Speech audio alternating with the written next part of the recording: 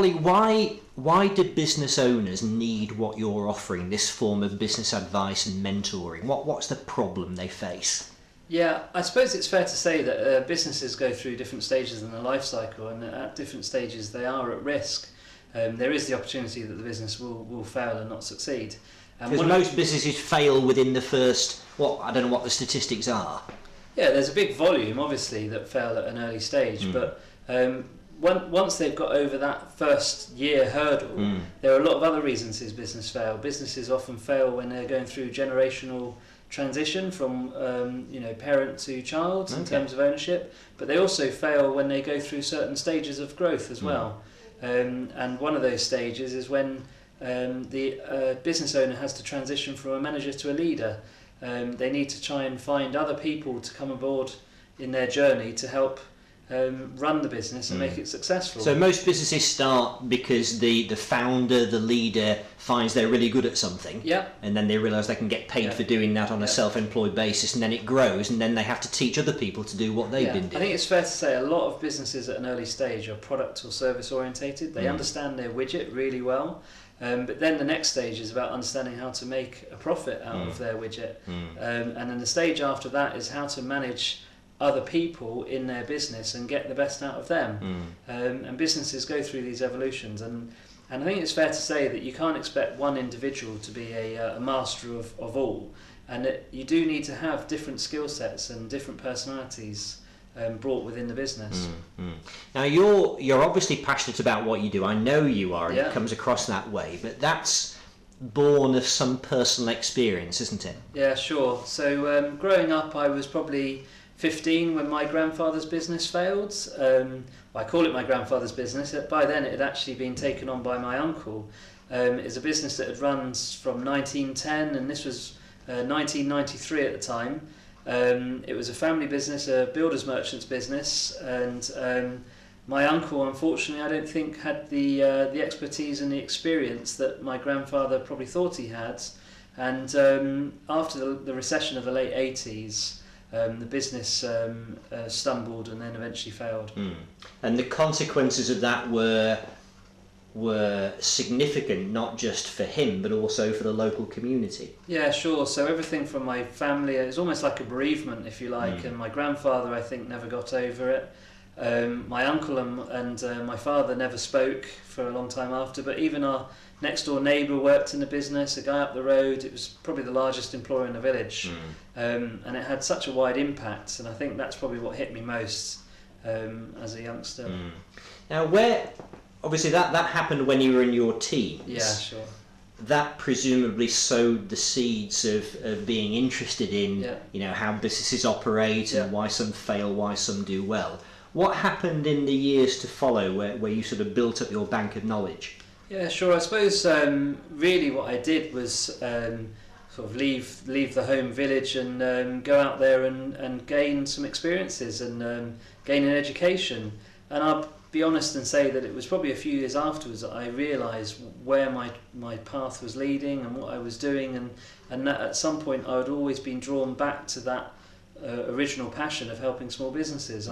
I went off to work in large businesses and to gain expertise and experience, but after a long period in large businesses realised that I had something missing, and I felt uncomfortable, and that was to take the opportunity to help business owners and to gain success for them. So you're in big organisations, you learnt lots of interesting skills, you were exposed to new experiences, but perhaps there was something there that led towards you wanting to be self-employed. Yeah, sure. I think it got to the point when I was in my early 30s, or I was probably just turned 30. I'd been travelling for probably 2 years with the company I was working with at the time, travelling all over Europe. I was a specialist in helping to transform those businesses from their formative stages into being more process and system orientated, matching the big company ethos, if you like. I spent 2 years travelling all around Europe and realised that I wanted to come home, come back to Manchester, and I wanted to do this for myself and to work with smaller businesses and be closer to the coalface. Now, you told me before that you're from Buckinghamshire. That's correct, yes. And you had an interesting encounter with a Scotsman. Yes, that's correct. So when I was probably in my mid-20s, when I was working in the UK, I suppose I woke up and realised the importance of getting to know people as well as just the analytical and the theoretical side. Exactly, the technical side of business. And there was a Scotsman called Dave who was in Birmingham, who ran the distribution depot for Birmingham. And I must admit, it was a little bit of a rude awakening when I got to work with Dave, because he was quite a gruff, determined, aggressive even fellow. And at first I just thought we'd never get on. I just... must admit, I was a little bit intimidated by it. So they haven't taught you how to deal with gruff, aggressive Scotsmen in all of your studies? No, not at all. And that's a really interesting point, is that it took me a while, first of all, to understand that Dave didn't actually really respect me because he thought I was a youngster, I didn't know what I was doing, and maybe to a certain degree he was right, but he needed a little bit of time to see what my qualities were and the way that I operate, but I also needed to understand that actually I needed to stand up to him a little bit and to not be afraid of his nature. And in fact, one Christmas Eve when we were working together and I was supporting him during an audit, and he had an individual who had travelled over from Asia from the audit company, and unfortunately they couldn't understand a word that each was saying, with Dave's Scottish accent and her accent. And in fact, by bailing out of a bit of a hole that time, we became quite close, and he really appreciated the way that I worked and what I did. But I think the other thing that really kind of bonded us was our sort of humour. Getting to know each other and understand each other's sense of humour and what made each other tick. That was probably as important as anything. So it's largely about people then, this business stuff. You must come across this with all of your knowledge and your training and your focus on systems and processes. There also is the human element. Absolutely, it's very, very, very human orientated. I mean, obviously for a small business owner, you start on your own. So at an early stage, it's all about you and your confidence and your personality and your endeavours. But as soon as you start to collaborate with other people, as soon as you start to buy in services and maybe recruit people and take on staff, immediately you then have to learn how to interact with others. And it's not just about managing your own self-awareness, which I think is a really important learning point growing up, but also managing and understanding other people's expectations. Now, you've set up a concept called Local Business Partners. Tell us about that, how it works, and why it needs to exist. Okay, so with Local Business Partners, we have a group of, now at an early stage, we have 12 individuals who are all experts in finance, HR, marketing. They've all gone through the evolution of having worked in either a larger organisation or in a successful environment, so they know what success looks like and smells like to a certain degree. They've also worked with small businesses or in small businesses for a period of time, so they understand the culture and the ethos, if you like, of the smaller business. And we've recognised as a group that there isn't access to these high quality skill sets for small businesses at a, if you like, bite size that they can afford and they can utilise effectively. For the independent business advisor, it's scary to try and build up a portfolio of clients who may only use you for a couple of days a month. So it's difficult for them to operate in that manner on their own. But it's also difficult for the small business to be able to access people just for a couple of days a month or however long they need that expertise. Because there's no shortage of advice out there. I mean, advice is cheap these days. There's loads of information on the internet. There's lots of mentoring that's offered. So what's the mix that you're offering that's perhaps a little bit different? What are you offering that others aren't? Absolutely. I think it's probably fair to say there's quite a big distinction between coaching and mentoring, which is pointing someone on a path and then giving them some direction and letting them take that path on their own, compared to what I think we're doing with Local Business Partners, which is, if you like, holding hands together and walking up that path in unison. So you're with them all the way, exactly. Basically. It's a shared responsibility. It's not about pointing someone in a direction and then checking in on them at a later stage. It's about, even if you like, undertaking tasks that they've delegated to us.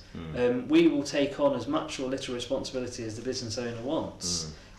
We will be flexible and add our expertise in a way that best best fits each business. So how do the clients within this sort of business club, so to speak, how do they interact with the mentors? What's the mechanism? So the partners, the business partners. Yes. So well, really, it's about us being able to seek each other out is the most important element. And we had a conversation earlier about how it's difficult as an individual to understand where your strengths and weaknesses are, and where maybe you do need support, and areas that could help you to flourish and to progress.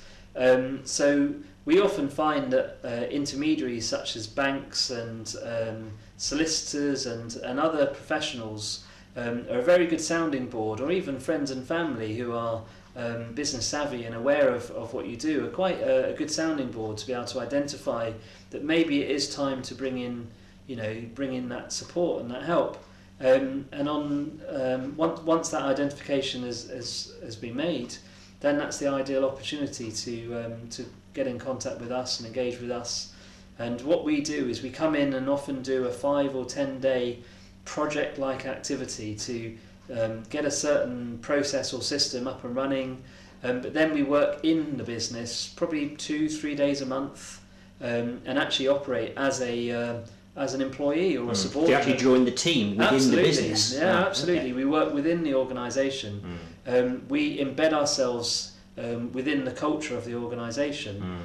Part of the word local within Local Business Partners is the fact that we recognise that we need to be embedded in our environment, in our local community, and that local community is obviously the businesses that we work with. So the important thing is that we're not resource that have been parachuted in from London or another part of the country. That we already have very good connections and expertise that we can bring. In the area. Absolutely, local connections. Yeah. But I think they add as much value as the expertise. Back to that human element again.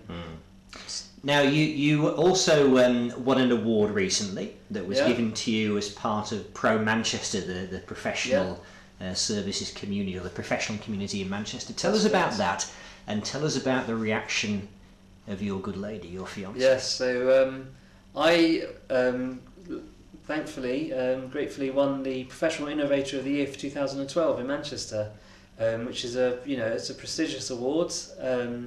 I had to go through 6 months of different trials and tests and evaluation, and quite a stringent 5-person interview with some very senior thought leaders in Manchester. And obviously there was quite a large amount of interest, and there was an article written about this which was very, very pleasant, and extolled some of the virtues that I had displayed during that process. The interesting thing is the article started out saying that I was born in Manchester. And we know you're from Buckinghamshire. Well, yes, and it's been quite a bit of banter that I've had with my fiancée since we've met, really. She's a Stretfordian born and bred, and she thinks that I come from somewhere posh down south, which has always been a bit of a contention between us, a bit of a joke between us. So as soon as I had an article that said I was born in Manchester, and I was reading out the article and all the elements that I had achieved, and the only thing she said was, "What, born in Manchester? What's all that about?"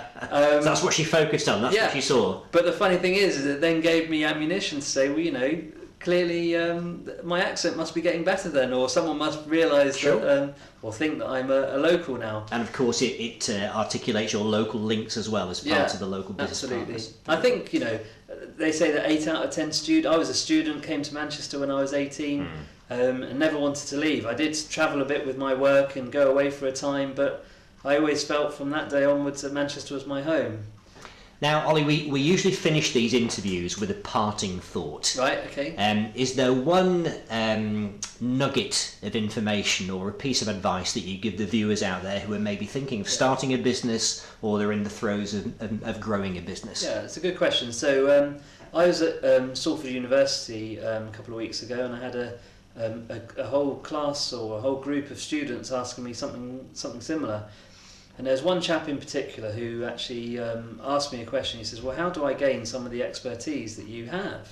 And I sort of asked the question, well, is that what you need? Do you need to gain those expertise? I said, well, what are you passionate about? and he told me that he was passionate about property, and he told me that he was very, very keen on the quality and focus on property. And I said, well, maybe what you need then is to find someone in your group that has some of the commercial and business and other sort of expertise, and actually just gang up together, collaborate, join together. So sometimes I think people focus in whether it's going to organise qualifications or self-help manuals and try and fill themselves up with so much information that in fact it's probably better to specialise in what you're good at, and to find other people that specialise in what they're good at, and get together, collaborate. I think the important thing is that you need to get on, you need to have a meeting of the minds, and you need to have shared objectives. But once you've got over those hurdles, then I think you just move forwards together. Well, Oli Randell, thank you very much for joining us. Brilliant. And the very best of luck with Local Business Partners. Thank you very much. Cheers.